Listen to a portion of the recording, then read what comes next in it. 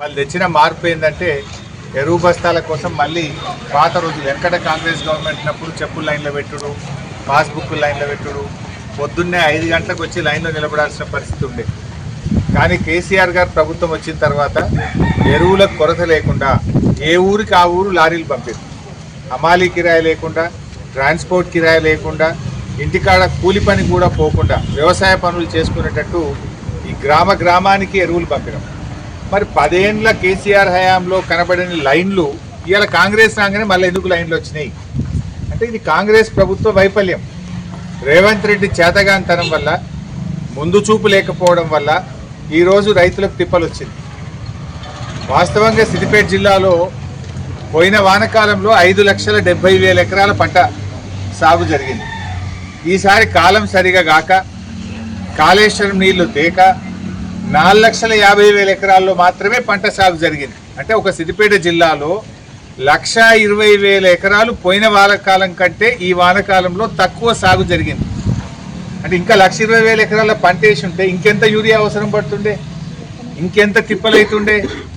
పోయిన వానకాలం కంటే 1,20,000 ఎకరాల్లో పంట సాగు ఒక సిద్దిపేట జిల్లాలో తక్కువ జరిగింది. ఇట్లా రాష్ట్రం మొత్తం కూడా చూస్తే దాదాపు 1,00,000 ఎకరాల్లో పంట సాగు తగ్గింది. పంట సాగు తగ్గినా యూరియా సరఫరా చేయలేని చేతగాని దద్దమ్మ ప్రభుత్వం రేవంత్ రెడ్డి ప్రభుత్వం. పొద్దుగాలు లేస్తే కేసీఆర్ను తిట్టుడు తప్ప ఈ యూరియా తెచ్చే తెలివి లేదా నీకు? మీ ఎమ్మెల్యేనే చెప్పిండు కదా రాజగోపాల్ రెడ్డి, ఊకే కేసీఆర్ని ఏం తిడతావు, తిట్టుడు బంద్ చేయి, పని చేయి అన్నాడు. మరి ఈ యూరియా తెచ్చే తెలివి లేదా? కేసీఆర్ ఉన్నప్పుడు ఏప్రిల్ నెలలో, మే నెలలో, ఎండాకాలంలోనే మేము ఎరువులు తెచ్చి గోడౌన్లలో స్టాక్ పెట్టుకున్నాం. ప్రతి మండలానికి కేసీఆర్ గోడౌన్ కట్టించాడు.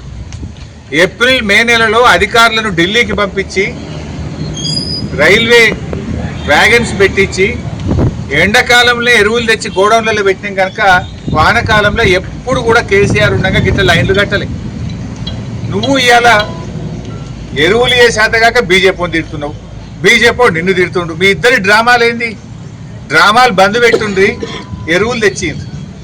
8 ఎంపీలు గెలిచింది, బీజేపీ 8 గెలిచే, కాంగ్రెస్ వాడు 8 గెలిచే. 16 ఎంపీలు గెలిస్తే గుండు 0, ఎరువులు దొరకలేవు. మరి ఎందుకు మీరు గెలిచి?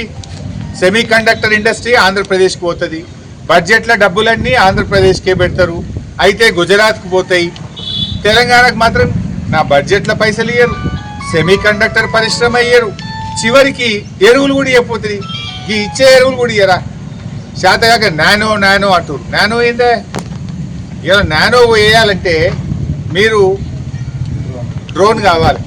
ఆ డ్రోన్ వేయాలంటే ఎకరానికి 500 రూపాయలు కావాలి.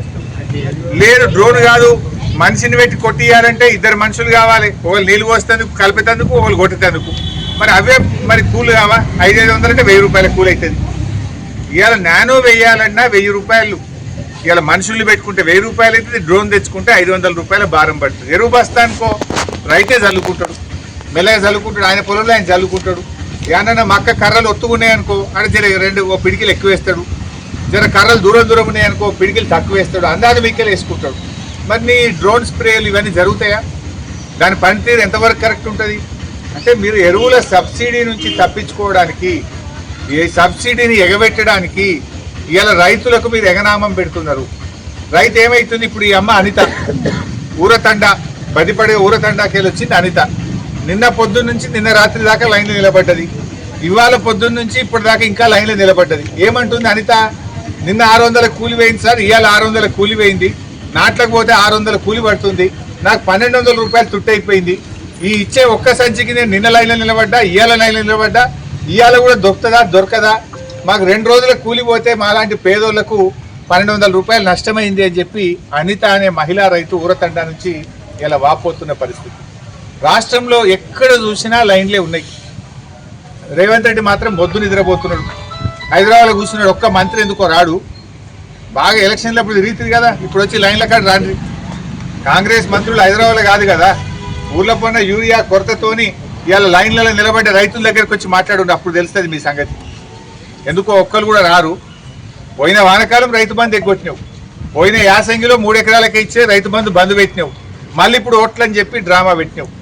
ఇవాళ పంటల బీమా ఉత్తదే చేసినావు, పచ్చి రొట్టె విత్తనాలు, జనుము జీలుగు విత్తనాలు కూడా మొన్న సరఫరా చేయలేదు, వాటి ధరలు కూడా పెంచినావు.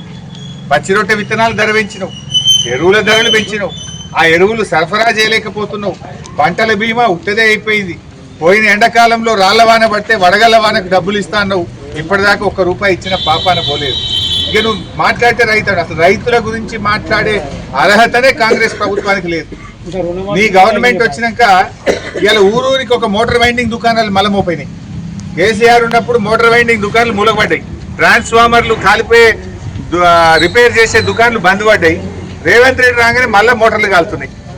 వెనకడ నంగునూరులో పాలమాకలో మోటార్ వైండింగ్ దుకాణం గిరాకీ లేదని తాళం వేసుకున్నారు. ఇప్పుడు మళ్ళీ ఊరికి 2 దుకాణాలు మోపోయినాయి. ఇవాళ రుణమాఫీ చేసినాను, ఆటన మందం కూడా రుణమాఫీ కాలే.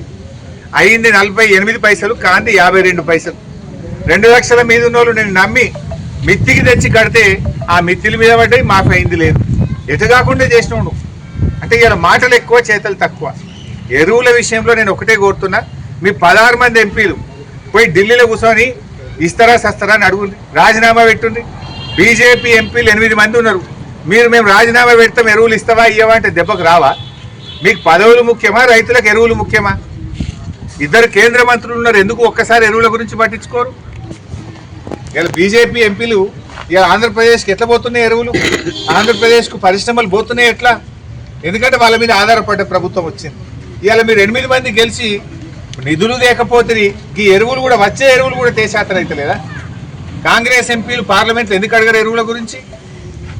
ఇవాళ మీరు ఎంతసేపు పోలీసు వాళ్ళని పెట్టుకొని రాజ్యం వెళ్తున్నారు. ఎరువు బస్తాలు వంచడానికి ఎప్పుడన్నా కేసీఆర్ హయాంలో పోలీసు వాళ్ళు వచ్చిందా? పోలీసు వాళ్ళు కనబడ్డాడు ఎప్పుడన్నా?